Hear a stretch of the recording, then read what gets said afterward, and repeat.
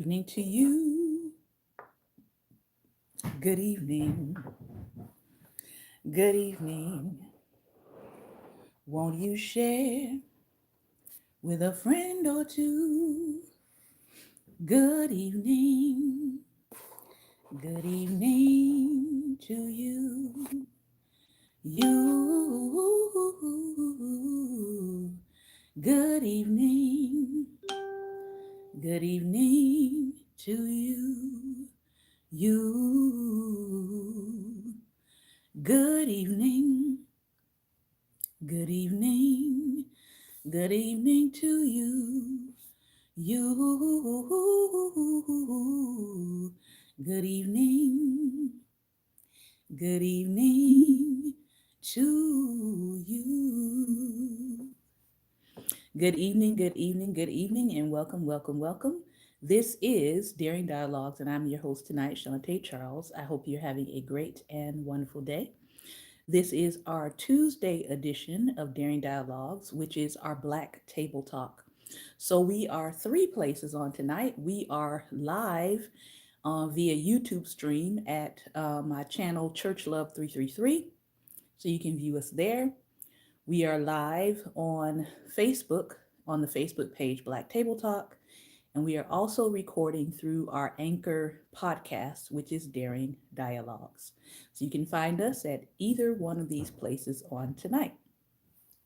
So tonight we are picking back up our conversation that we started in the book by Diane M. Stewart, Black Women, Black Love. Yes, I have been reading ahead, and OMG. Diane did not come to play with us. She did not come to play with us. So we are hopping back into chapter one, which we just began. We are like right into the first page of it. So we're going to continue to read tonight. And I'll be reading for the next 10 to 12 minutes. I'll be reading straight through, and then about 6:15, I'm going to stop and give our Facebook audience an opportunity if they want to come in or they want to share concerning the topic or respond to the topic, they'll be able to do that. Those of you who are listening by Anchor and those of you who are listening by YouTube, you will hear that part of the conversation. But if you want to join in on the conversation, if you have a green camera on the Facebook page, you can request to join. We do keep our conversations here child friendly, so just be mindful of that if you're talking. We don't do profanity in this space. We don't do disrespect in this space. So if you want to respond tonight, please make sure you respect those guidelines. Otherwise, we will just bump you out and add someone else. All right. So again, the book that we're reading from tonight is Black Women, Black Love, America's War on African American Marriages. This is a cis het conversation. The author made it very clear that she is writing and her data is primarily concerning cis het couples in the African American community. So that's the context of the reading and the conversation that we'll be having on tonight. I identify as cishet, and so I don't try to get into conversations that I don't have experience around. So again, this is the conversation on tonight. So let's start. I'm on page 16. If you're reading along or you have it on your Kindle or your Nook and you're going the download version. Blackmore's bondage in America sundered her from more than just her conjugal family. Last time we picked up with the story of Hagar Blackmore, which was told to the Massachusetts Middlesex County Court, how she was stolen away from her husband and the infant that nursed on her breast. Her enduring trauma of capture, punctuated by the dissolution of love and life nurtured through familiar bonds.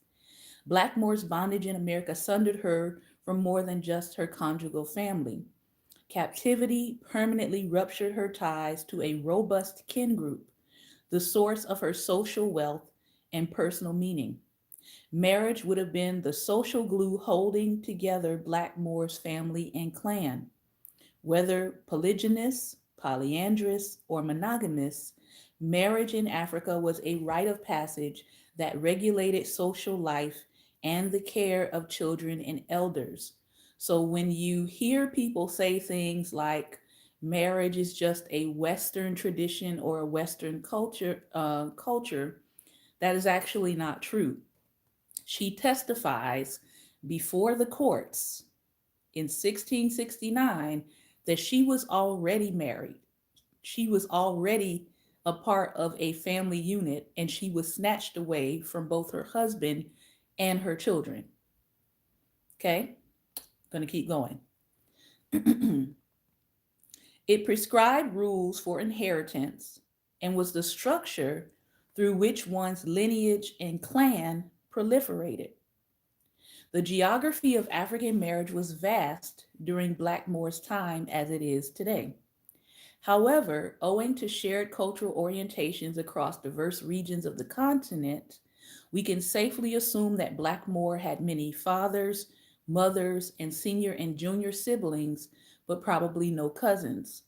She would not have entered into marriage because of romantic love and affection, though this was not to say that it was absent in her conjugal relationship. Seminal as it was for the children it produced, the conjugal union was an aperture to a wider marital arrangement. Blackmore was indeed married to her husband's family members too. Now, I would venture to say, even with that, this is something that I tend to counsel people about this is that when you are marrying, you are not just marrying that person, you are marrying that person's family as well. A lot of people don't seem to get that, which is why it is important to know the family that you're marrying into. It is important to make sure you're trying to build relationships within that family that you're marrying into. Apparently, this was understood already in African culture. We probably just have to get back to it. However, her entire identity did not melt into her husband's. Although her culture would have given her permission to tie her wrapper differently around her waist or adorn herself in some way to signal her new social status, Blackmore, whose Aboriginal name enslavement had erased, would not have relinquished any of her personal names to assume her husband's family name. Nor would marriage terminate her inheritance rights in her biological family lineage or her right and responsibility to participate in the agricultural economy to provide for herself and her family. Blackmore and her husband had entered marriage because parents and family elders recognized advantages for both kin groups. Their marriage would unify two kin groups to ensure lineage continuity, and Blackmore likely derived a momentous sense of accomplishment and satisfaction when she sacralized her marriage through a series of ceremonies involving gifts and other signs of investment, acknowledgement of new kin alliances, pledges, and agreements, not solely or primarily between Blackmore and her husband, but between their kin groups. The rituals involved would have confirmed the sanction of ancestors, elders, and parents, which meant you actually had to respect the opinions and the thoughts and the beliefs of your ancestors, elders, and parents. Once married, Blackmore's experience of biological motherhood was further spiritual confirmation that her marriage was, quote, meant to be. And so the calamity of being severed from her family and clan had to have imposed an exile also upon her soul that was just as intolerable as the physical disruption and treacherous voyage across the Atlantic. Blackmore's capture and absence also meant that the two kin groups she connected like a linchpin were also torn asunder. Thus, she was not the only victim of the transatlantic trade. It would have disrupted her family lineage. The people she united through marriage suffered as well and paid a heavy cost because of her capture. American slavery exploited the marital and familial disruptions that began in Africa for women such as Blackmore and advanced a host of other intimate intrusions pioneered by the transatlantic slave trade. Slavery's racial logic brought Blackness into existence as a human identity at the same time it brought forbidden Black love to the African captives and their descendants, exclusively adorned by its chains and whips. When we examine the status of Black women under the purview of this nation's founding legislative decisions, for example, we find that as early as 1643, the Virginia General Assembly ratified laws that levied, get this, taxes on African descended women's labor, whether slave or free. Similar taxes were placed on men as heads of their households and on those who worked in agriculture. However, women were not previously taxed until African women alone were identified as a source of revenue for the colonies. The African female labor tax priced many free African descendants out of the marriage market. For if a free Black man was married, her husband, for if a free Black woman was married, her husband was responsible for paying the African female labor tax. Let me say that again. If a free Black woman was married, her husband was responsible for paying the tax. It also placed an undue economic burden upon single women of African descent who had to finance the tax without spousal support. So, who was taxed as a woman? 1643? Black women. Just let that sit for a moment. Historians might caution that no casual relationship ensues between this practice and the circumstances that have hindered Black women's opportunities to find marriage partners in later centuries. But the larger context of 20th century federal and state welfare laws that adversely impacted women's marriageability is redolent with 17th century precursors of the current laws. Experiences of prohibited love are indeed legion across America's temporal and geographic landscapes of slavery, reminding us that for nearly 250 years, enslaved African descendants in America, whom whites bought, sold, mortgaged, gifted, and inherited as movable property, had no legal rights. Essentially and certainly no right to pursue love, coupledom, and marriage based upon their own desires. As disclosed through the accounts of the women's lives that will be examined in this chapter, love for them and their kinfolk was discreetly or indirectly forbidden through the often combined factors of sexual and reproductive violence and control, misogynoir, jurisprudence, and legal transactions, and the domestic slave trade and family separation. In the book Bound in Wedlock, historian Tara Hunter insists the character and nature of slave marriages and families depended in large degree on regional, demographic, and temporal shifts in slavery during the antebellum era. And yet there was a great deal of consistency in the challenges slaves faced and the strategies they used to adjust. This chapter's preoccupation is with the great deal of consistency in the challenges that slaves faced, challenges that fostered patterns of prohibition and expectations of fracture regarding love, coupling, marriage among enslaved African descendants in this country. Scholars attribute the low rates of heterosexual marriage among Black women and men today to a range of complicated factors that have regulated post 1960s Black life, including shifts in the modes of production and socioeconomic institutions, as well as mass incarceration and relaxed cultural norms and attitudes about marriage, sex, and divorce. Notwithstanding these explanations, sexual and reproductive violence, misogynoir, legislation, and separations of families during the slave period have had a rippling effect and an epiphenomenal impact on Black women's post emancipation episodes with romantic love and marriage in this country. These interlocking pillars of forbidden Black love reappear in the scope of abuses women of African descent have suffered since slavery, whether during Reconstruction, the Great Migration, Black women's entry into the welfare system, or mass incarceration.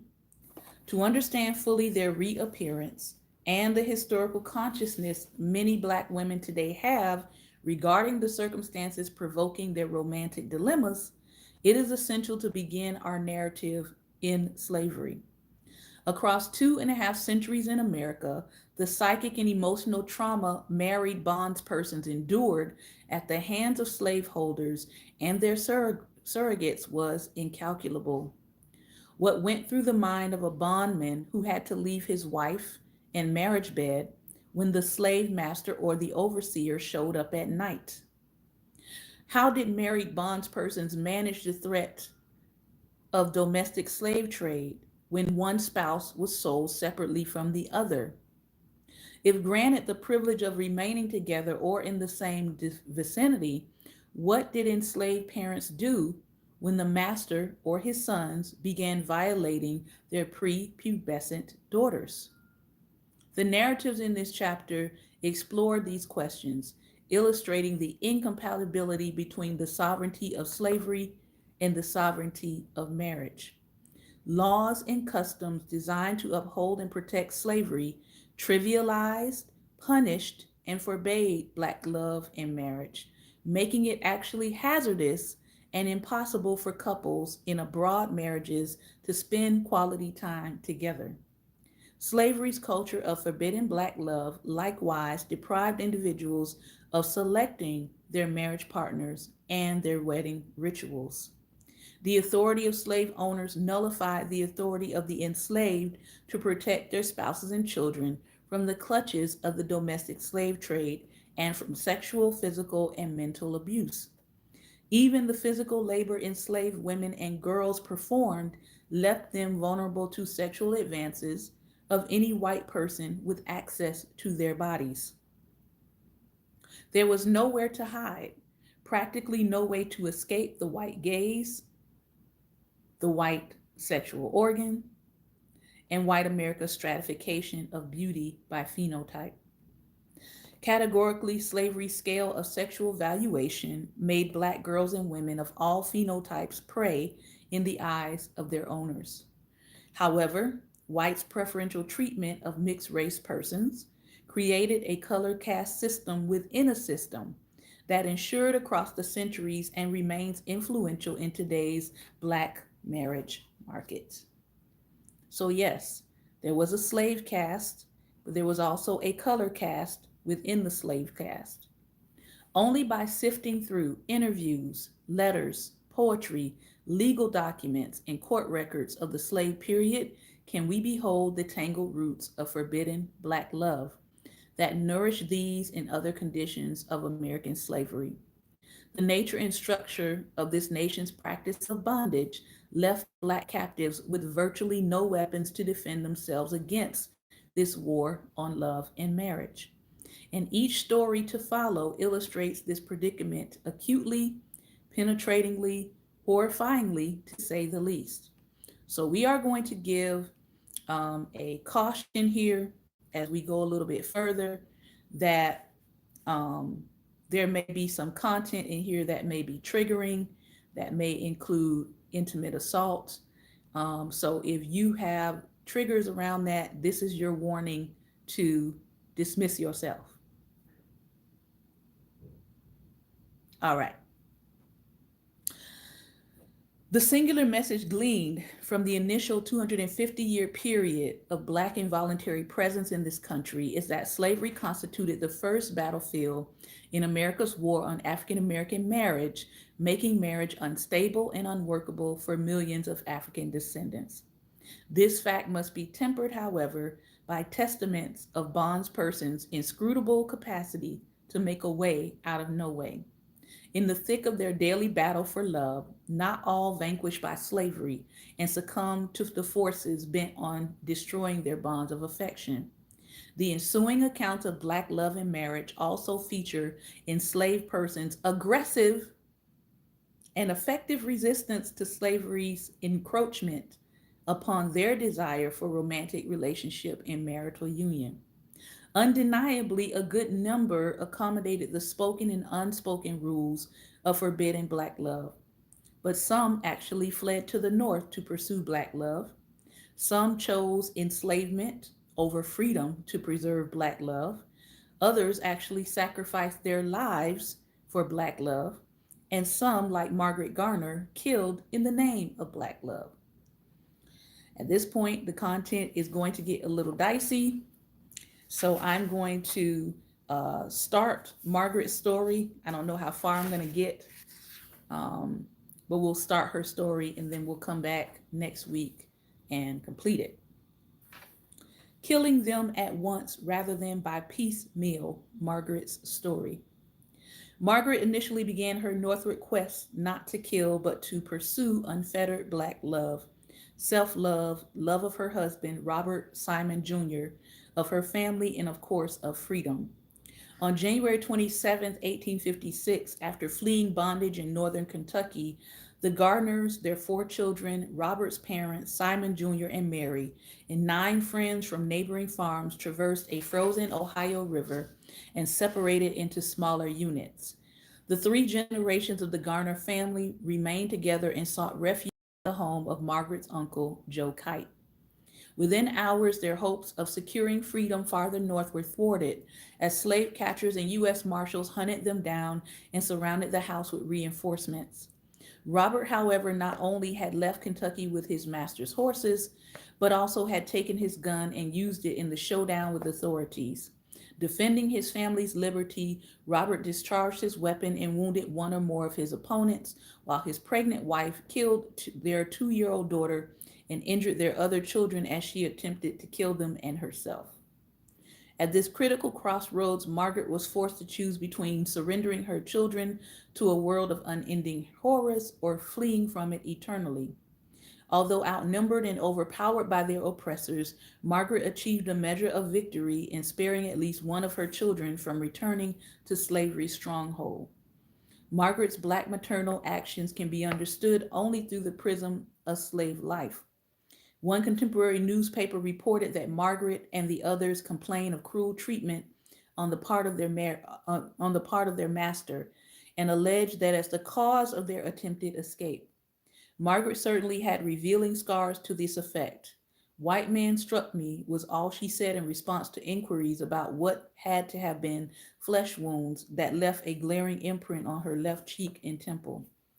Convincing evidence, if not outright proof, also suggests that Margaret endured repeated violation at the hands of her master, Archibald Gaines, or another white man, and her 2 fair-skinned children were believed to be sired by Gaines himself, the man with the most access to Margaret, even more than her husband, who lived a mile away from Gaines's Maplewood farm. Although identified as chestnut brown, Margaret, and a Negro, Robert, their children, Mary and Cilla, were described as near white in complexion. That Gaines insisted to deputies dispatched to recover his human property that no harm whatsoever should be done to the little children conveys an emotional investment in their well-being atypical of a slaveholder with no blood ties to the fugitive children he owned. While we may never know for sure or for certain whether Gaines sexually assaulted Margaret, we do know that with only seconds to act decisively and successfully, she zeroed in on slaughtering her children first. She ensured that her 2-year-old would not return to the physical, sexual, or reproductive violation that would await her at the Maplewood farm. Margaret had apparently attempted to kill all four of her children on that day of reckoning. After the family was apprehended, her sons, Tommy and Sammy, aged 6 and 4, were found with knife wounds across their backs and shoulders. Her infant daughter had sustained a blow to the head with a shovel. However, something telling remains with Margaret's infanticidal wishes and filicidal act concerning her two girl children. A local minister, Reverend P.C. Bassett from Cincinnati's Fairmount, Theological Seminary, interviewed Margaret after Mary's death, during which she denied any mention that she was temporarily insane.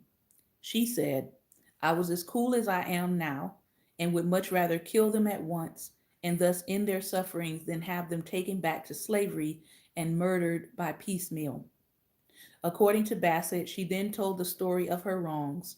She spoke of her days of unmitigated toil, of her nights of suffering, while the bitter tears coursed down her cheeks.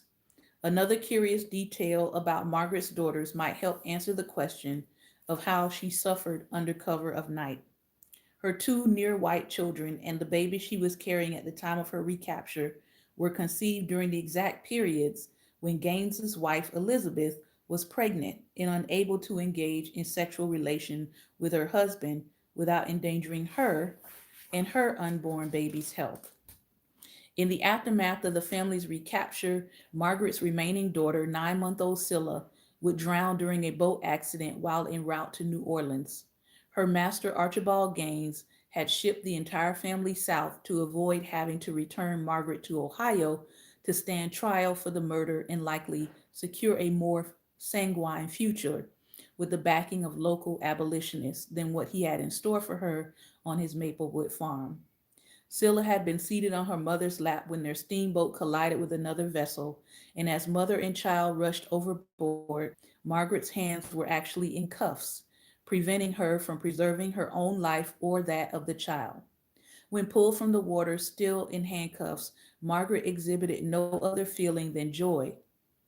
2 years after the Garner family's dreadful episode, tuberculosis finally granted Margaret the death she had long preferred to enslavement. She was survived by her husband and two sons. Margaret, married bondspersons like Robert and Margaret experienced a peculiar type of spousal abuse at the hands of slavocracy, forced to suffer as powerless bystanders at scenes of their wives or husbands being beaten, intimately assaulted, verbally threatened, and subjected to other unforgettable injuries. In an interview, Robert's mother, Mary, who described herself as a mother of 8 children, most of whom have been separated from her, confessed that her husband was once separated from her 25 years, during which time she did not see him. And could she have prevented it, she would have never permitted him to return, as she did not wish him to witness her sufferings or be exposed to the brutal treatment that he would receive. The emasculating shame Simon Sr. and Robert suffered while married to women they could not defend against the humiliating and torturous assaults they witnessed undoubtedly led to the same conclusion his wife expressed: never marry again in slavery. When Robert did remarry, it was not until after emancipation.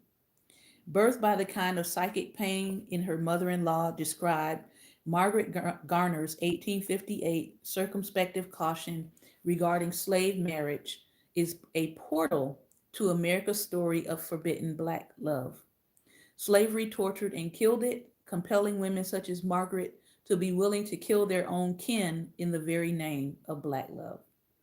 During this same period, slavery would force another young bondwoman, close in age to Margaret, to kill in defense of Black love, though in this case, someone other than kin would have to die. I have read for you Margaret Garner's story. There is a lot to unpack there, and believe it or not, we've got 15 minutes to do the unpacking. So, if you would like to come on and you would like to respond to what we have read tonight, please hit the green camera and we will be happy to bring you on.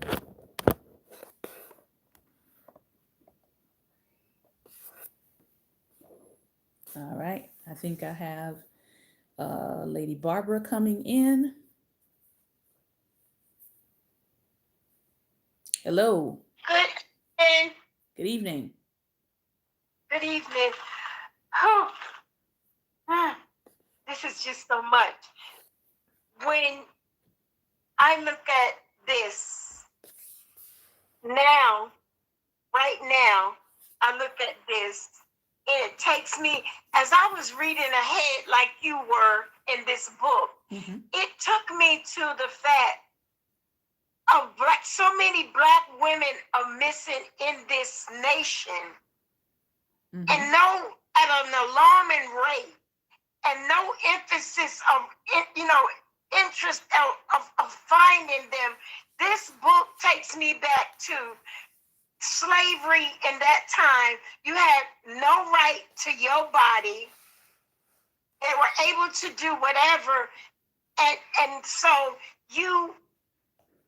it just take you back to now. They was just disrespected, just degraded. And it still seems like now that the same thing still goes on. And as I was reading along and thinking about, they weren't allowed to be married. The slave master had access to their bodies more than their husbands. And I thought about the black love and how they stripped apart the family. Then as time came and they were free, came welfare said, this is the system. Your husband can't afford to take care of you. So in order for you to take care of yourself, he has not to be a part of the home. So you go back to seeing how they separated. 25 years, a woman does not see her husband. And a woman... I'm trying to not get into the welfare discussion yet because I know we're reading ahead, but I want to really focus in on tonight what they were saying in terms of how this all started out. I want to reread a phrase because to me, I feel like the place we are in this country right now is kind of bringing us back to this phrase. And instead of some black women recognizing that this is where we're coming back to and it needs to be resisted, it's almost like we have a group of black women who are saying nah nah nah nah nah versus this is literally your counterpart. Yeah. And you don't escape this. I know some black women think that they're escaping the community result of what's happening, but you're really not. You're not. So I want to go back to this statement. The author says, the emasculating shame of Simon Sr. and Robert suffered while married to women they could not defend against the humiliating and torturous assaults they witnessed. I want you to think about some of the assaults on Black life, Black couples, Black families that have been happening in the United States, whether it's a Ken or a Karen, right? Doing the approaching that is creating these situations, right? Where it's almost a emasculating situation or a humiliating situation, or even facing it in terms of police brutality. It's a situation where you feel like your partner cannot really step in to help you or protect you. Yes. And during this time period, Black women understood that. Exactly. You see what I'm saying? They understood what time it was. Like, these are the restrictions on us. These are the laws that are being passed to oppress us. And it's not just affecting Black men, it's affecting all of us. Yes. But we're sort of under the illusion that because Black women right now are doing better financially in many cases, right? we are doing better educational wise, according to the data. We seem to have disconnected that just because we're doing better on the surface, it does Yes. not mean that there are not things in place collectively to hold us in a system of oppression. Yes.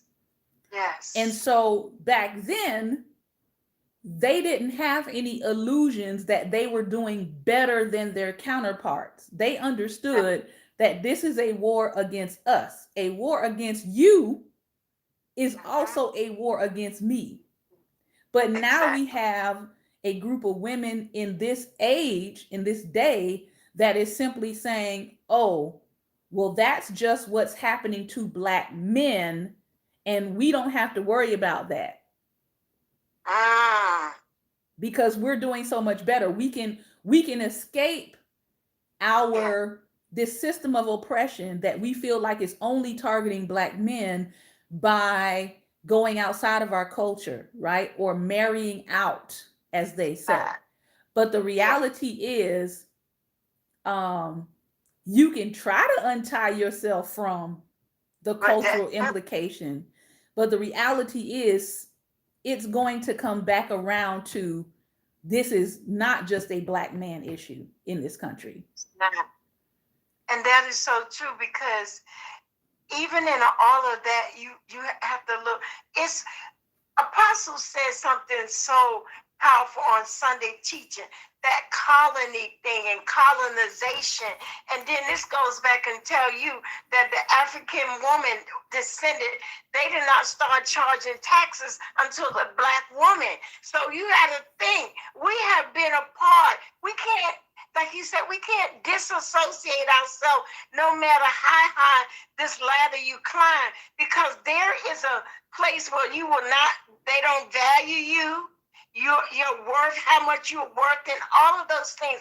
All of that we have to see. We are a Black people, and the whole system is designed against and has been for centuries. No matter how we climb, you get to see it. It always comes, like they have that saying, it continually rears its ugly head because it's a root that's there. Yeah. Um, I cannot remember who said it. I think it's the woman from the like parks. I think she's like the National Parks and Recreation. She just turned I think 98 or 99, and they were talking to her about history, and she was saying something so powerful. She said, "I've lived long enough to see the cycles of history." She said, "I've lived long enough to recognize that America is going through another cycle. We're just cycling through history, just at a different level." But she said Exactly. it's the same issues, it's just at a greater level and a greater Level. intensity of the same issues.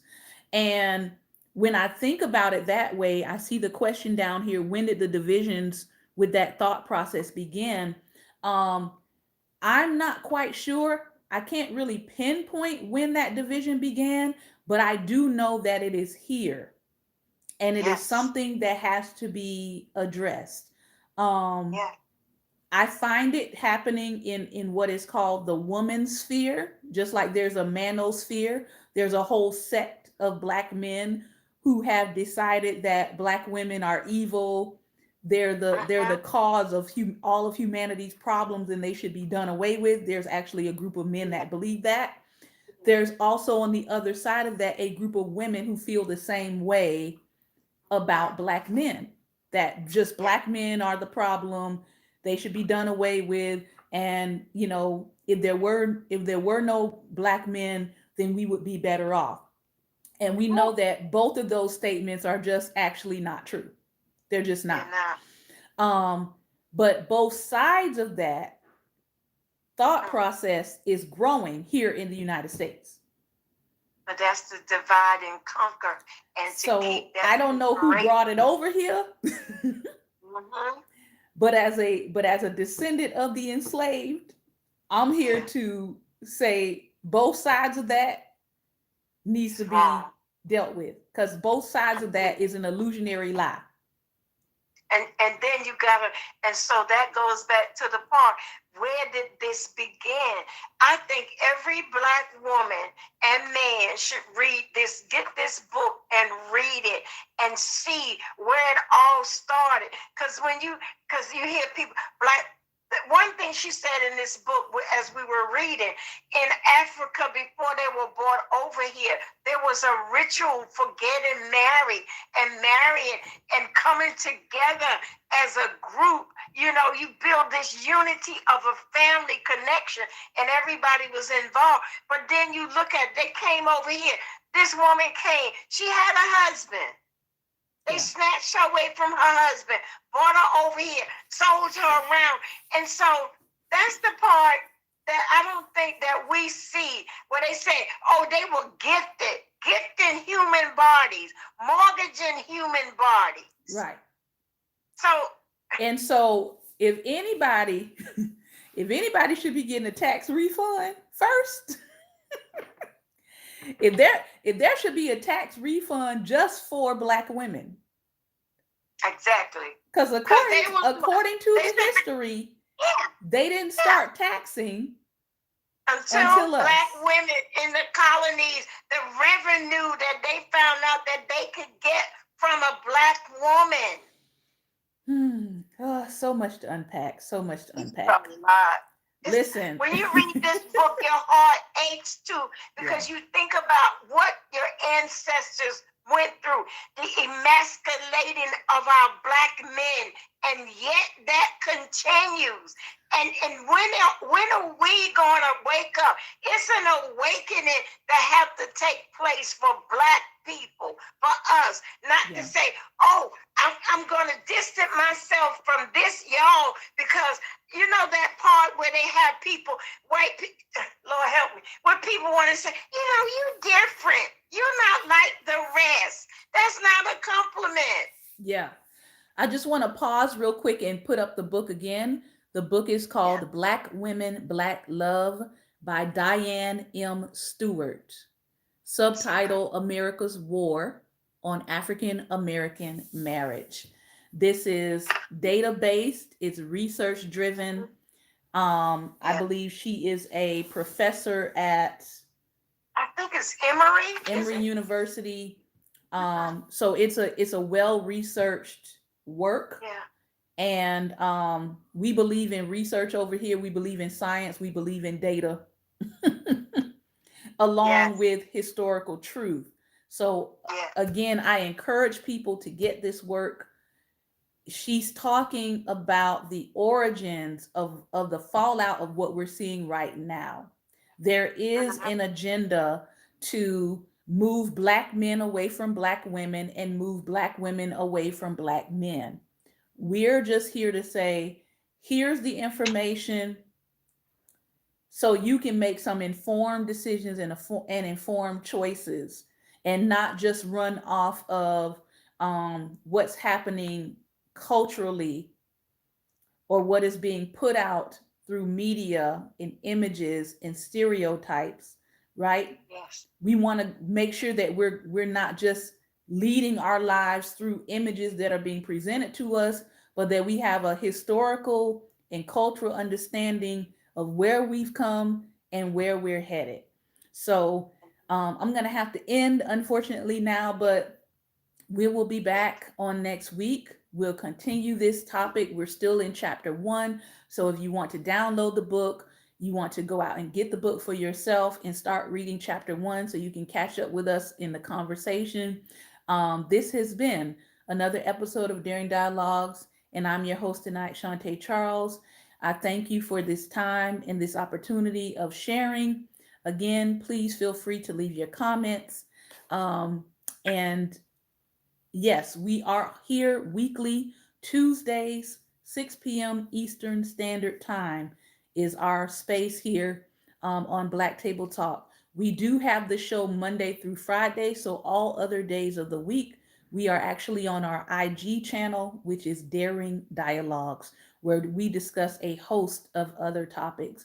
But Tuesdays are reserved for all things Black: Black people, Black love, Black politics, Black issues, Black on Black on Black. Again, thank you all for your time and attention. Remember, light is the most daring opposition to darkness. So continue to go out and be what, Lady Barbara? Be light. Be light. Take care, everybody, and God bless.